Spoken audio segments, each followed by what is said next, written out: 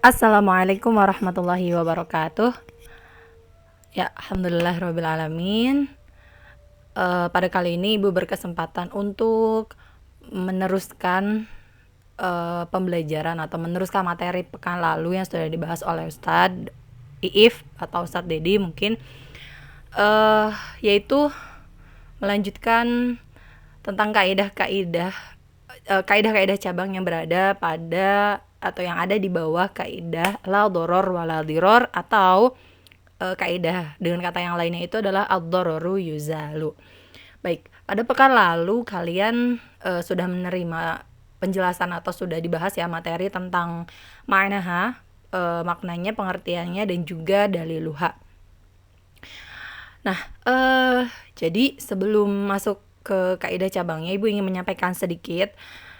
Jadi untuk kaidah yang keempat ini dengan kaidah yang ketiga, yang mana kita sudah mempelajari 4 kaidah ya. Kaidah yang pertama itu adalah al-umur bimaqasidiha, kemudian yang kedua adalah al-yaqin la yazulu bisyak, kemudian yang ketiganya itu adalah al-masyaqqatu tajlibu taisir, dan yang keempatnya itu adalah la doror wala diror atau ad-dararu yuzalu. Nah, untuk kaidah yang keempat ini, kaidah ini tuh memiliki sudut pandang yang sedikit mirip sama kaidah yang ketiga, yaitu at-tajlibu at-taisir. Yang mana kaidah ad-dararu yuzal ini kan berkaitan sama kemaudorotan atau bahaya yang terjadi, yang terdapat di antara hamba, di antara para ibad, di mana kemudorotan ini atau bahaya, kesulitan dan yang sejenisnya itu sebisa mungkin harus dihilangkan di antara para hambanya Allah. Nah, kemudian sedangkan kalau untuk kaidah yang al-masyaqqatu tajlibu taisir itu, dia kaidahnya itu berkaitan dengan hak Allah, yang mana kan Allah, kita ini dikasih kewajiban untuk melakukan ibadah atau hal-hal yang lain, yang mana Allah itu di situ memberikan kemurahan apabila kita mendapatkan atau apabila ada kesulitan yang menimpa sama hambanya, maka Allah akan memberikan kemudahan-kemudahan di dalamnya. Jadi ini ada kaitannya. Oleh karena itu, kemarin di kaidah cabang yang al-masyaqqatu tajlibu taisir, di situ ada ad-daruratu tubihul mahzurat ya. Nah, kaidah cabang ini, jadi kan yang namanya setiap pembuat buku atau penulis buku itu dia juga berguru, gurunya juga kan mungkin masing-masing berbeda. Jadi nanti kalau misalnya nanti ini kalian sudah belajar lebih tinggi lagi atau mungkin mengikuti pengajian atau dengan ustadz yang lain, kemudian ustadz itu mengatakan bahwasannya kaidah cabang yang ad-daruratu tubihul mahzurat itu berada di kaidah yang keempat, di ad-darar yuzal atau la darar wal dirar. Tapi ternyata kemudian misalnya ada di kitab lain yang mengatakan bahwasannya kaidah cabang yang tadi itu ada di al-masyaqqatu tajlibu taisir. Maka kalian jangan bingung ya, karena tadi Ibu bilang untuk kaidah yang ketiga dan yang keempat ini dia memiliki kemiripan dari segi sudut pandangnya. Ya, oke, baik. Langsung saja kita masuk ke al-qawaidu al-mundarijatu tahta qaidatul la darar wala dirar. Kaidah-kaidah atau kaidah cabang yang berada di bawah kaidah la darar wala dirar. Yang pertama ada al-dararu yuzalu. Bahaya itu harus dihilangkan. Contohnya, misal al-hijru, atau mungkin di sini ada al-hajru alal muflis. Kalau kalian dengar kata hijarah atau hajar, itu kan artinya apa? Batu ya. Alal muflis, atas. Muflis itu artinya orang yang memiliki orang yang bangkrut atau orang yang kekayaannya itu tidak sebanyak hutangnya, atau orang yang nggak punya uang. Banyak sih artiannya. Tapi untuk arti dari contoh di sini itu adalah mencegah aliran uang kepada orang yang tidak bisa mengelola uang, atau arti lainnya sama juga, yaitu mencegah aliran uang kepada orang yang bangkrut. Karena kalau kita lihat misalnya, kalau kita mengalirkan dana sama orang yang gak punya uang atau sama orang yang bangkrut, itu akan menimbulkan suatu bahaya selanjutnya. Nanti dia nggak akan bisa bayar dan juga bisa membahayakan yang mengalirkan si dana itu, yang mengalirkan uang itu. Bisa jadi dia butuh tapi ternyata orang itu nggak bisa bayar gitu. Di rujukan lain itu arti muflis ya. Muflis itu adalah orang yang kekayaan hartanya itu tidak cukup untuk melunasi hutangnya. Jadi dengan kata lain ya jumlah hutangnya lebih besar daripada harta kekayaan yang dia miliki, gitu. Sebenarnya arti kata al-hajr itu ada juga ya. Dulu ada Rasulullah ada hadis yang mana Rasulullah itu dulu jadi ada hadis diriwayatkan bahwasanya Nabi Shallallahu Alaihi Wasallam pernah membekukan tasarufnya Muaz. Tasaruf di sini tuh kayak keuangannya Muaz. Jadi pernah dibekukan. Nah, maka arti kata hajar ini berarti nggak beda jauh dari kata hijarah ya. Batu itu kan keras gitu. Jadi kayak membekukan atau ya tidak gitu ya. Jangan mengalirkan atau tidak mengalirkan dana atau uang terhadap orang yang tidak bisa mengelola keuangan atau dia bangkrut gitu. Kemudian kaidah yang selanjutnya itu yang kedua adalah ad-dararu yudfa'u biqadaril imkan. Kemudaratan, bahaya itu dihilangkan dengan sebisa mungkin, dengan kemampuan kita. Jadi sebisa mungkin sesuai kemampuan kita. Misal di sini contohnya itu adalah man wajada mata'uhu 'inda man aflasa. Dia barang siapa, misalnya ada orang ya yang tadi yang minjemin, misalnya si orang itu menemukan mata'uhu, barang-barangnya atau hartanya, ingdaman aflasa, masih berada di tangan orang yang bangkrut tadi, atau masih berada di tangan orang yang orang yang nggak punya uang tadi itu, yang harta kekayaannya nggak lebih banyak dari hutangnya. Oke, contoh lainnya itu kalau misalnya kalian ingat pada zaman dulu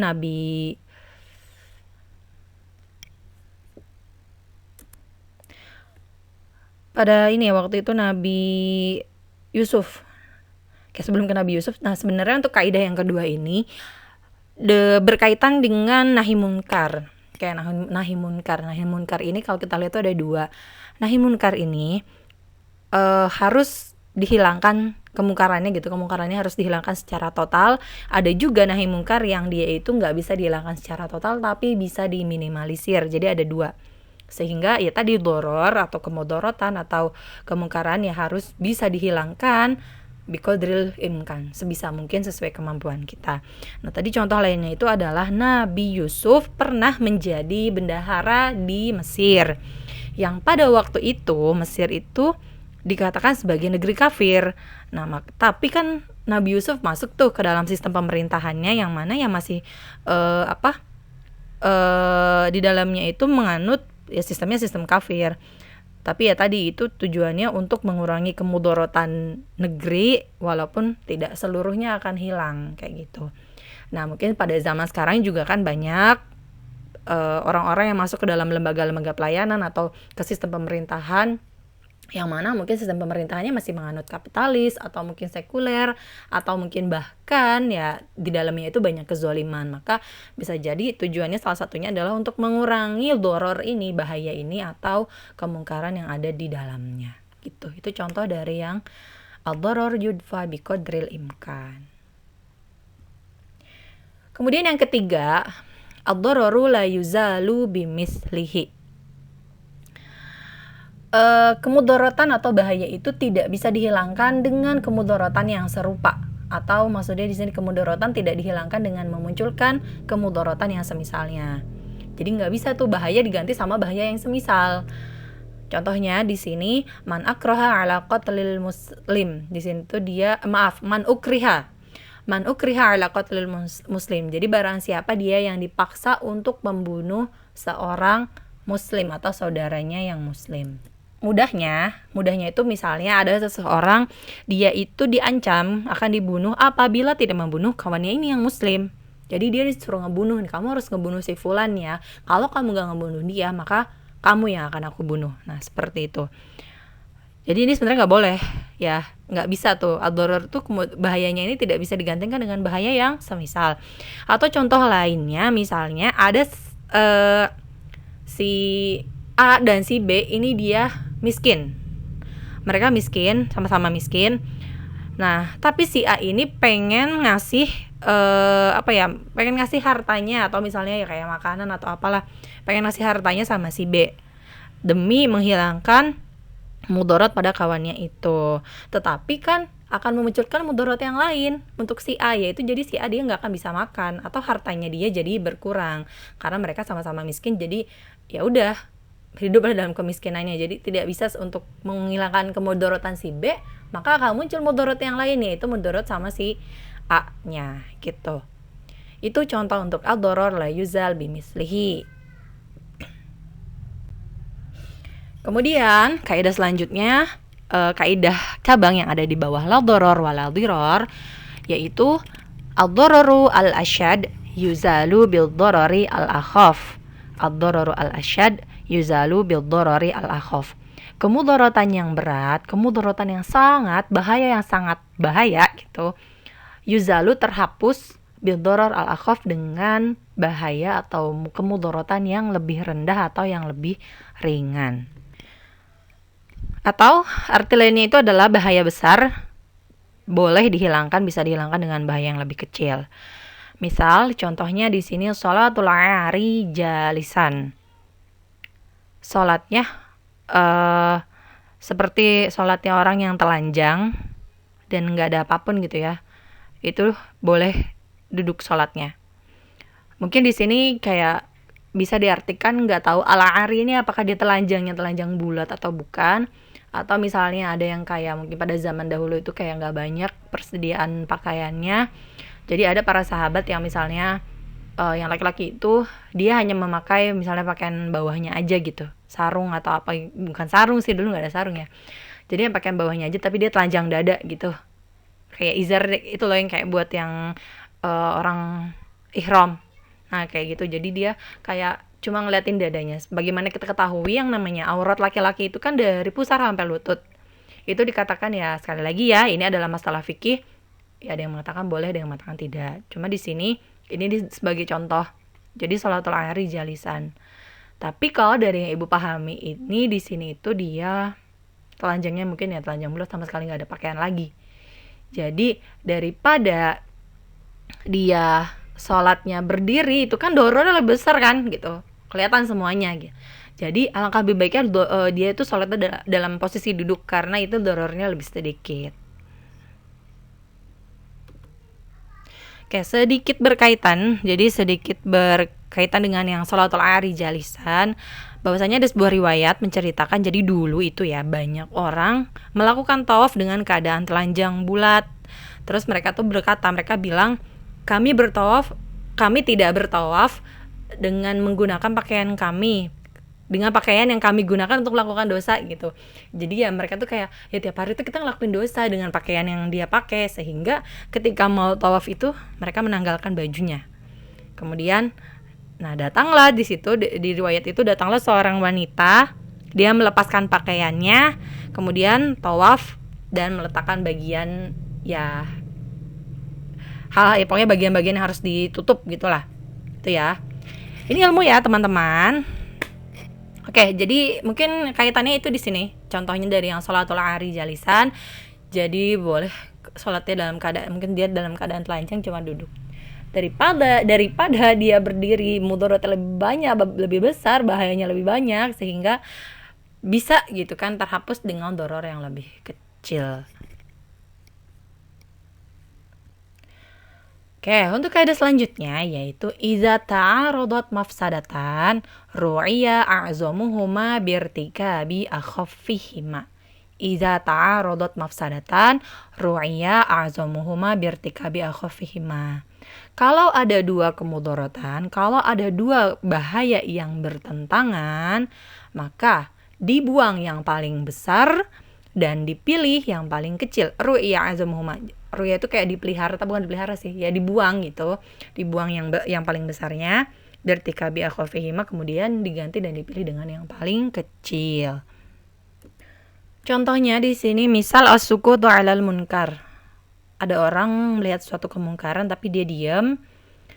Idza kana yatarattabu 'ala inkarihi. Nah, itu kalau misalnya dia mengingkari kemungkaran tersebut, asyad. Maksudnya gini, ketika misalnya ngelihat suatu kemungkaran terus habis itu dia bilang ini aku lihat ini, tapi kalau misalnya dia mengingkari kemungkaran ini, itu akan menyebabkan suatu bahaya lagi yang lebih besar gitu. Akhirnya dia dipilih yang paling kecil, itu dia itu diam ketika melihat kemungkaran. Karena kalau misalnya dia oke, gini contohnya ya, kayak dulu misal nih, dulu ibu pernah lagi di Kopaja di Metro Mini, ibu lupa, itu di Blok M tepatnya. Nah, di depan mata ibu lihat dengan mata kepala ibu sendiri. Jadi ada 2 orang laki-laki, dia nggak menjamret sih, dia kayak udah direncanakan, dia mepet si mbak ini, kemudian si orang yang di belakang ini ngambil HP-nya, dan yang di depan itu ngasih uang. Pokoknya ada laki-laki gitulah berdua. Nah, pas waktu mepet itu kan si abang sepertinya juga sekongkol sih sama si supirnya. Supirnya itu ngerem mendadak sehingga si mbaknya kayak agak kepepet gitulah sama si mas-masnya. Si masnya ngambil handphonenya. Kemudian ya ibu nggak tahu sih habis itu terjadi apa.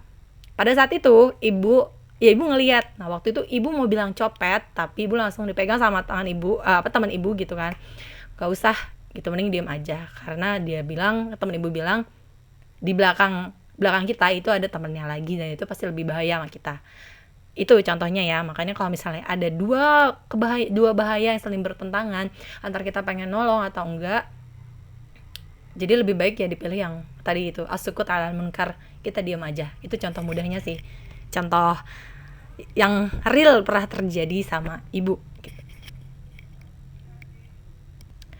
Kemudian kaidah selanjutnya yang berada di bawah la doror wal diror, darul mafasid aula min jalbil masalih. Menolak kerusakan, menolak hal-hal yang berbahaya, aula lebih diutamakan atau lebih didahulukan, min jalbil masalih daripada mengambil kemaslahatan. Di sini contohnya misal tarkul mubalaghah fil madmadah lis-shaim. Jadi meninggalkan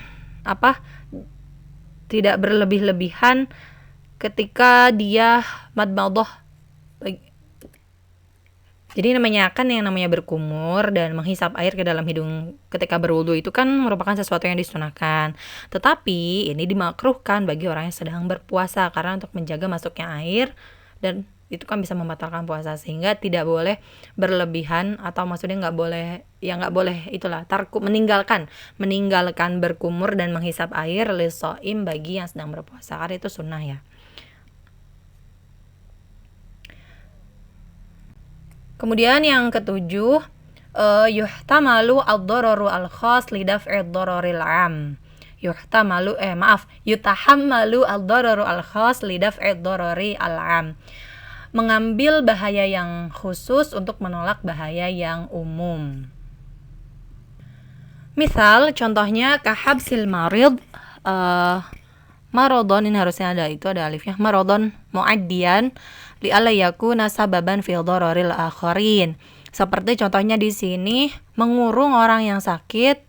Nah, penyakitnya ini adalah penyakit menular, karena bisa jadi hal ini tuh menjadi sebab timbulnya bahaya yang lain bagi orang lain, penyakitnya jadi menular. Jadi tapi kata habs di sini bukan memenjarakan ya, tapi mengurung dalam arti itu ya udah dia di rumah aja, atau dia misalnya di rumah sakit di ruangan khusus atau isolasi, karena penyakitnya ini adalah penyakit menular. Karena ini bisa menyebabkan bahaya yang lebih bahaya bagi orang lain. Atau contoh lainnya lagi ya, dari yang yuhtamalu ad-dararul khas li daf'i ad-dararil 'am ini. Contohnya misalnya ada orang, dia tuh punya rumah, tapi ternyata si tembok rumahnya itu miring ke misalnya ke bukan jalan umum, misalnya kayak jalan gang gitu, ke gang. Ternyata tembok rumahnya itu miring. Nah, maka ya para masyarakat di situ bisa mengadukan sama pemerintahan, kayak misalnya mungkin kepala sama RT-nya atau mungkin kepala desa. bilang nanti si orang ini ya memang harus mau nggak mau harus merenovnya lagi supaya si temboknya nggak miring, karena itu membahayakan orang lain gitu. Itu contoh lainnya dari yang kaidah cabang ketujuh, yatahammalu ad-darar al-khas li daf'id darari al-'am. Oh ya, ngomong-ngomong untuk yang kaidah ketujuh ini ada di halaman 35 yang paling bawah, al-mas'alatul khamisah min furu'iha.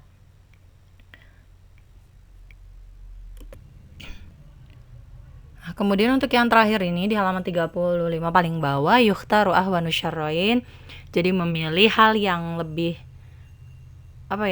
yang paling rendah syarron. Syar itu kan keburukannya, bahayanya.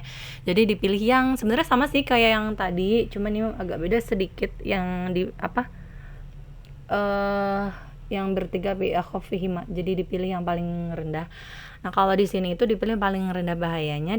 Contohnya kal hajri 'ala safih hifadzan limalihi wa li huquqin nas. Jadi membekukan sekali lagi harta ya. Jadi hartanya ini tidak dialirkan atau dibekukan kepada orang yang safih, itu artinya bodoh, tapi mungkin di situ dia kayak belum pintar gitu, belum pintar mengelola uang. Jadi si uangnya itu dibekukan dulu. Hifadzan limalihi, untuk menjaga hartanya, wali huquqinas, dan menjaga hak-haknya manusia. Contohnya sih kayak kalau misalnya, nggak tahu ya kalau di Indonesia, mungkin sama sih, di Indonesia kan kayak misalnya dia punya tabungan anak, itu biasanya anak yang usianya belum 17 tahun nggak akan bisa ngambil uang itu sendiri, melainkan harus didampingi oleh orang tuanya. Jadi gitu maksudnya. Sampai safi ini artinya bodoh tuh ya, dia nggak pintar mengelola uang, sehingga nanti ketika dia sudah balik dan rasyid, udah pintar, barulah dia diserahkan gitu. Oke, baik. Alhamdulillahirrabbilalamin. Itulah kaidah-kaidah yang kaidah-kaidah cabang yang berada di bawah la dharar wala dirar atau ad-dararu yuzal. Sebenarnya totalnya mungkin ada 3, 6, 9, tapi di sini 8 karena yang satunya sudah ada ya dibahas.